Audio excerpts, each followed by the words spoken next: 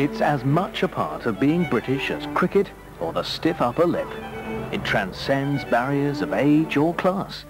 It's been available here for some 350 years, and today we drink more of it than ever.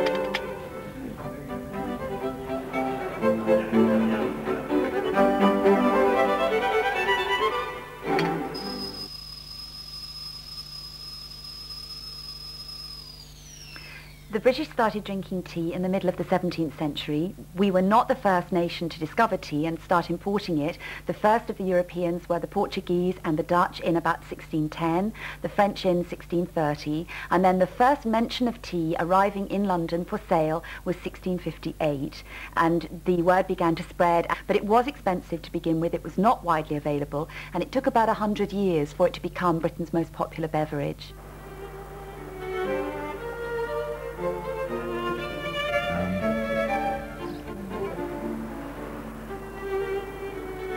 It's one of those drinks that when it's cold and damp and grey and miserable, tea acts as a wonderful warming pick-you-up.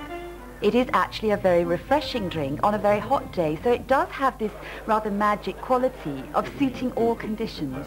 And I think that's why the British took to it and stuck with it right through the ages.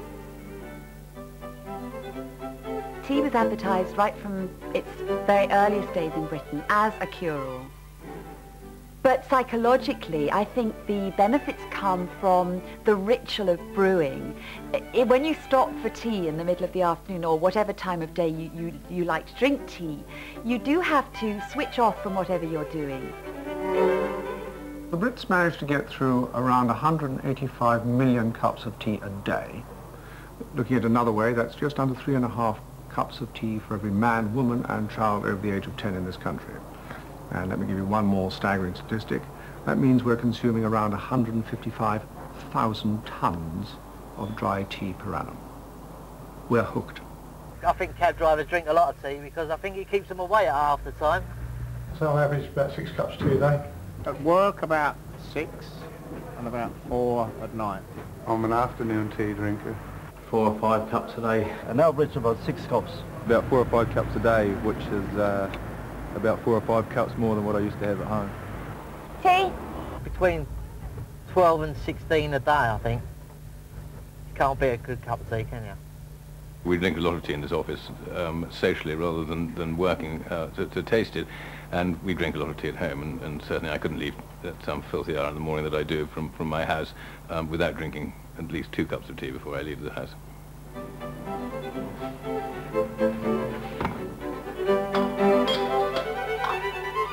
Today, our tea comes from India, China, Sri Lanka, Indonesia and Africa. But how much do the British actually care about the way their tea tastes? Undoubtedly, the British public is very shrewd when it comes to drinking tea. They know what they like. Taste those two, because I think I'm not sure what's happened. Even with that dodgy leaf, I think it's coarse and flat, and they're not terribly good. The state of the leaf, I think that's the problem. I think they're behind on their rounds, actually. That's not very nice, and that's what really worries me. The leaf, I think it's the green leaf coming into the factory. I think they've got a lot of long leaves there. They know the blends that they like, the type of tea that they like. Look at the bloom on the leaf. And when those blends change, for whatever reason, they are very quick to pick it up. They're used to a particular type of tea, and they like to have that. Well, I think it's rather nice. Should we go 50 and really give them a little bit of a pat on the back for that? A strong blend, they don't like it weak. They don't like fancy teas either. I just like a basic tea. I don't like the scented ones. Just ordinary tea, basically. I can't stand that, like scented tea and things like that. I'm not a connoisseur of the smelly teas, but from what I have had, yeah, they're all right. My son likes Earl Grey, but I can't stand it. Loose tea. I don't like the tea bags. I don't know, ask him. He's a cab driver and he's always drinking tea. No, I think flat tea bags are quite acceptable. I prefer loose tea. I can't stand tea bags. All dust.